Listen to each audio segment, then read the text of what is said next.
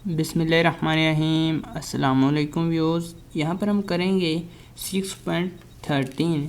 6.13 में देखिए हमारे पास कहता है कि 2 रेड बॉल्स हैं, 3 ग्रीन बॉल्स हैं एंड 5 ब्लू बॉल्स हैं एंड नेक्स्ट हमारे पास येलो है 2 बॉल्स। तो सबसे पहले हम इनका टोटल कर लेते हैं। टोटल कितनी हो जाएंगे हमारे पास 2 एंड 3 हो जाएंगे 5, 5 एंड 5 12, 10 एंड 10 प्लस 2 12। ये 12 बॉल्स हो जाएंगी टोटल। अब कहते हैं कि आपने 4 बॉल्स सेलेक्ट करनी है। एक बैग है, चूज़न जो करनी है हमने या कह लें सेलेक्ट करनी है, वो है हमारे पास 5 बॉल्स। 5 बॉल्स हमने सेलेक्ट की या चूज़न लिख लें, चूज़ कर लें।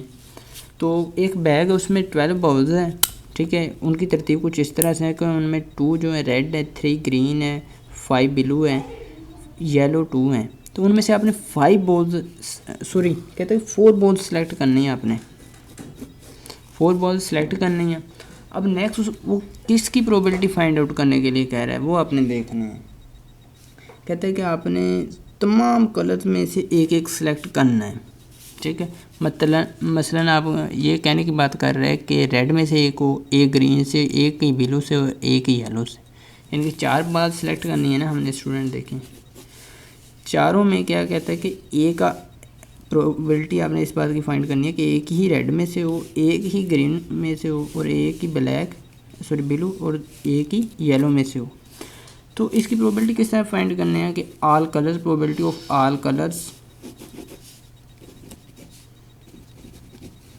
ये किसके इक्वल होगी, N of A, N of all colours, probability of all colours की, ठीक है, और प्रोबेबिलिटी ऑफ तमाम की जो हमारे पास एन ऑफ एस से रिप्रेजेंट कर देंगे। चलिए अब एन ऑफ ऑल हमने फाइंड करनी है। नंबर ऑफ ऑल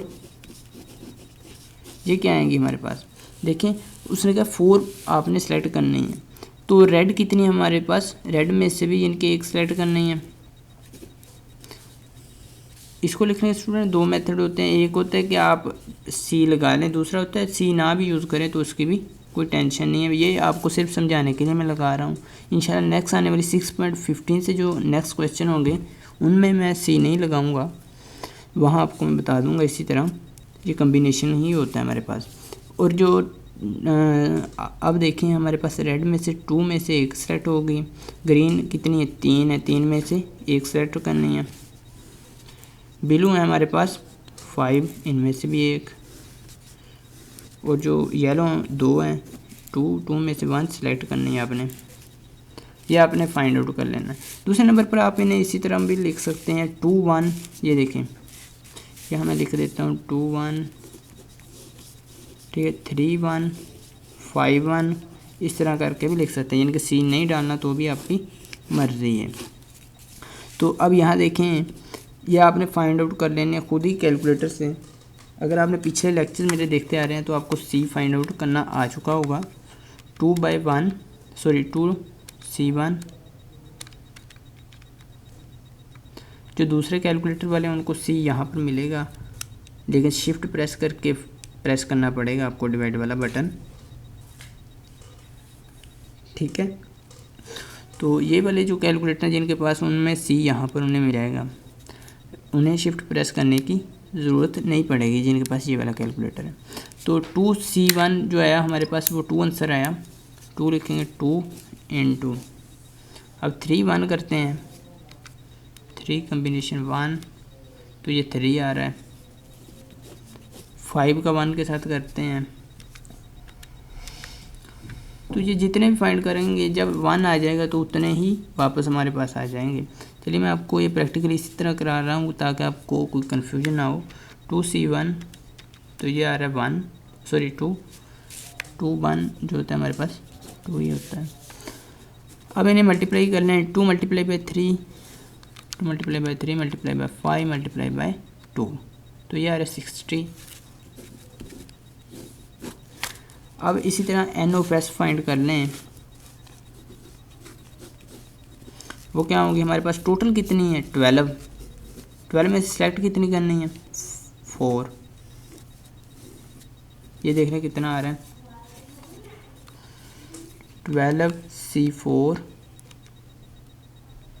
तो ये आएगा 495।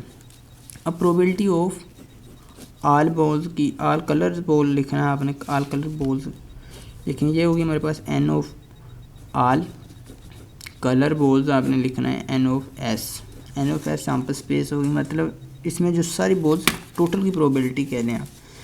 तो n ऑफ आल हमारे पास आई 495 डिवाइड बाय n ऑफ हमने करनी है आल कलर की कितनी आई 60 आई थी डिवाइड बाय 495 करनी है।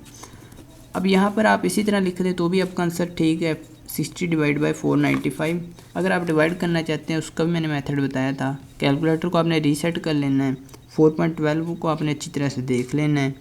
6 डिवाइड करेंगे 495 पर, तो ये देखिए आपके पास आंसर जो आएगा वो पॉइंट में आएगा। अब आपने इसे बटे में कन्वर्ट करना है, तो किस तरह से करेंगे, डिवाइड में शिफ्ट प्रेस करना है, फिर आपने शिफ्ट के नीचे एक बटन छोड़ देना है, नेक्स्ट वाले पे लिखा होगा D डिवाइड बाई C, यहाँ लिखा होगा ऊपर, उस वाले को बटन को प्रेस करना है, इस वाले को, तो ये आ रहा है 4 डिवाइड बाई 33। उम्मीद है आपको ये मेथड पहले नहीं पता होगा, आज पता चल गया होगा। तो वीडियो कैसी लगी और ये मेथड कैसा लगा कमेंट सेक्शन में बताइएगा। मिलते हैं नेक्स्ट वीडियो में। आपने वीडियो को लाइक लाजमी कर देना है, नहीं हुआ है तो चैनल को लाजमी सब्सक्राइब कर लेना है। मिलते हैं नेक्स्ट वीडियो में एक नए लेक्चर के साथ, तब तक के लिए अल्लाह निगहबान।